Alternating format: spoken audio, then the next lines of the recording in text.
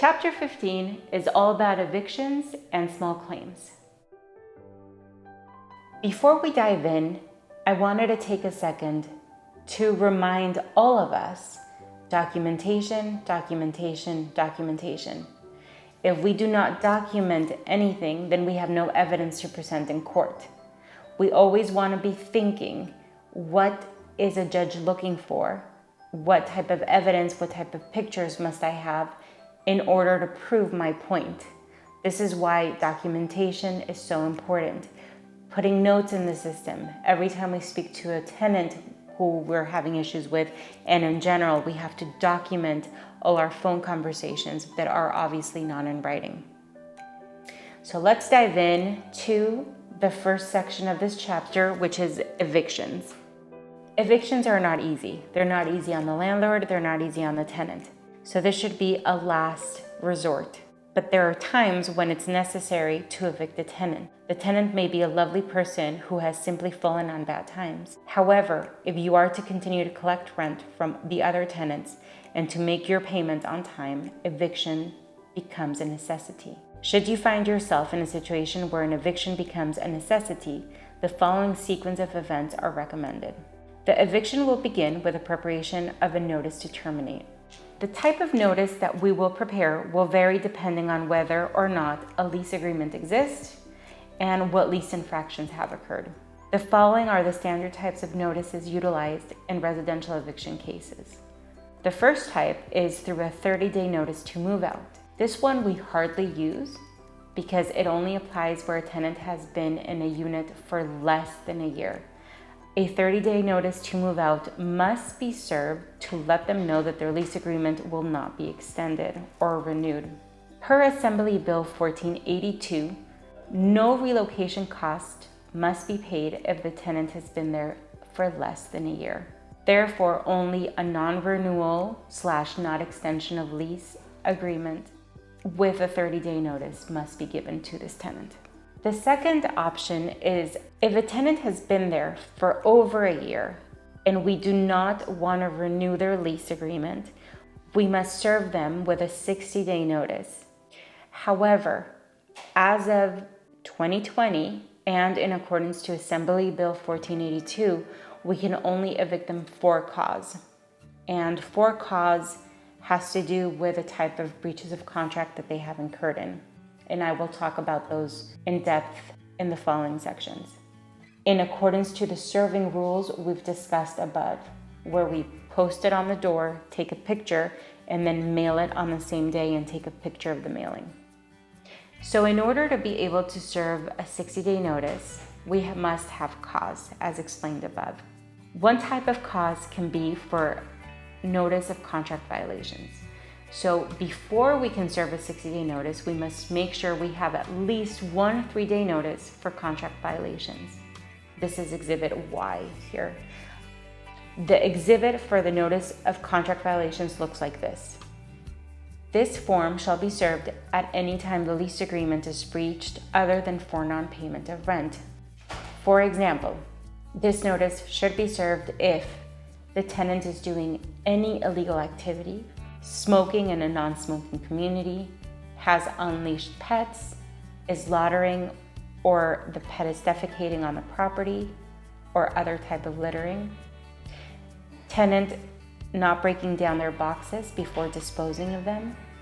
Parking violations, noise complaints, undisclosed guests, alcohol consumption in common areas, skateboarding, riding bicycles on the premises, having undisclosed pets, lapsed renter's insurance or no renter's insurance, destruction of the premises, barbecue grills on their balconies, clotheslines, meaning they take their clothing and dry it up on common areas, any type of mechanical work on the premises, among many other types of breaches.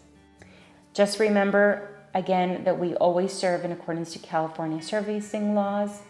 We must post the notice on the door and take a picture of the posting and mail the notice on the same day of the posting. Always remember to take a picture of the mailed letter. We may email a copy as a courtesy. but just remember that the email will not stand in court. Another type of 3-day notice is the 3-day notice to pay rent or quit. If rent and all other balances are not paid by the 4th of the month, a 3-day notice must be served. The only amounts that can be reflected on this notice are the month's missed rents. So for example, if a tenant owes $50 in late fees, $35 in rubs, and $1,000 in February rent, the notice should only state $1,000 for February rent.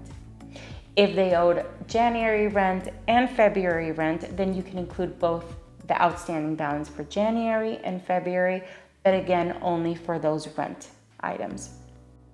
As always, remember to serve in accordance to California servicing laws. As of 2020 and in the middle of the COVID pandemic, instead of servicing tenants with a 3-day notice to pay or quit, we are servicing them with a 15-day COVID notice. This notice should theoretically go away once the pandemic ends.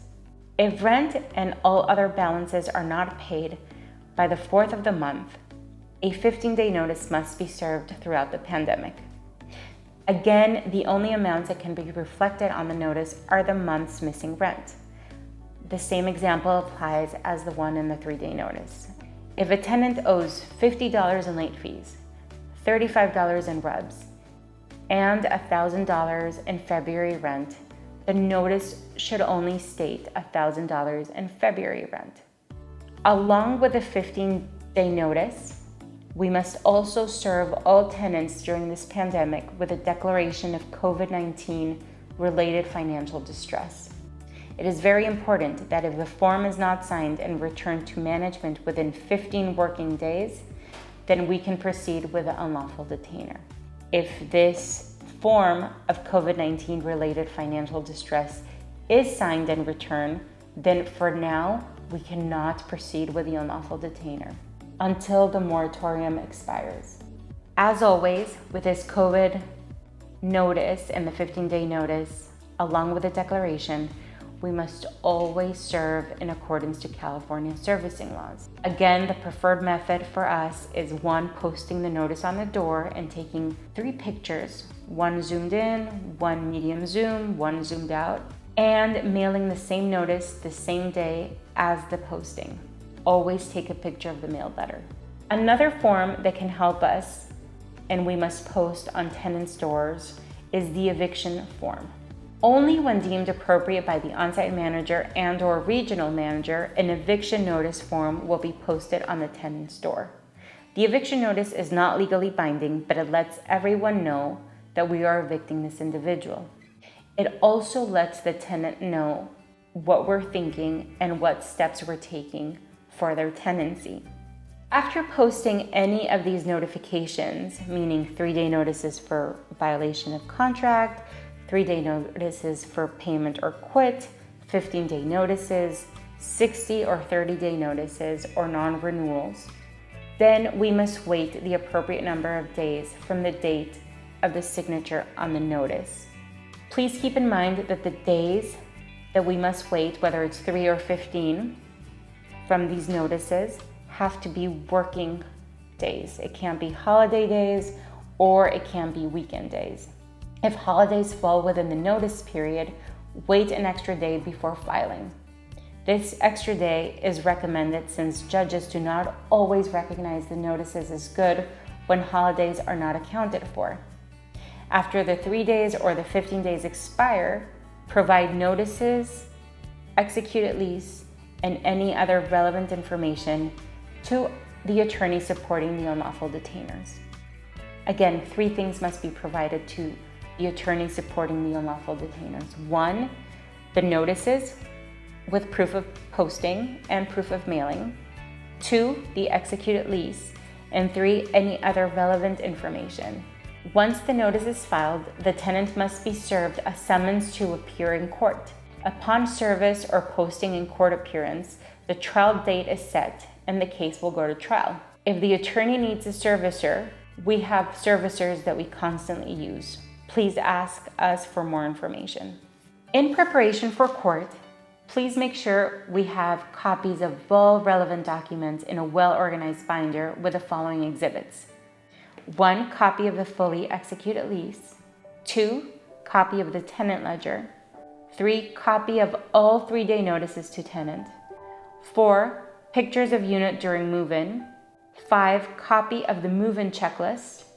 6 the move-in video. 7 photos of units after move-out, if applicable. 8 copy of move-out checklist, if applicable.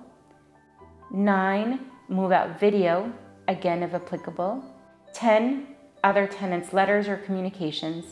And 11 any other relevant documents pertaining to this court hearing. For example, any text messages between the on-site manager and the tenant, any other types of conversations. If we're successful in the case, the judge will award us with an order for possession. In other words, this is the time given the tenant to vacate, and it can be as little as 1 week or more typically 2 to 3 weeks. Longer periods to vacate may be awarded in extensive circumstances, such as a disabled tenant or a family with school-aged children or during holiday seasons. Upon the expiration of time period to vacate, which is granted to the tenant by the judge, the tenant must move or face the possibility of a forcible eviction. A forcible eviction requires that the sheriff executes the writ of possession and directly comes up to the tenant's unit and removes the tenant's and his or her possessions from the unit dwelling. Predicated upon the time of year, the outdoor temperatures, and the caseload of the sheriff's eviction team, the tenant should be evicted in 2 to 4 weeks. Now I'm going to take a moment to talk about small claims. For tenants who abandon the property or for those who end up owing more than their security deposit, a small claims action can be filed with the Superior Court of San Diego or any other relevant county. Step 1, file the small claims package filed with a small claims court, and here is that exhibit. Step 2, have our servicer serve the prior tenants. If we don't have an address for these tenants, the servicer may be required to do a skip trace, which is typically a little more expensive. Step 3, again, we must organize our binder for the court with the following exhibits.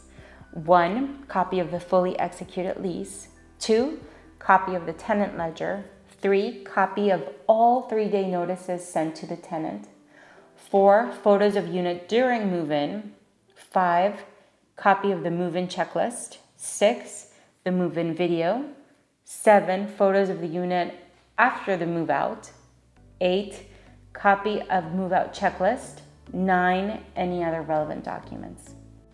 Step 4, before appearing in court, we must know our facts and prepare to show the evidence clearly and consistently to the judge.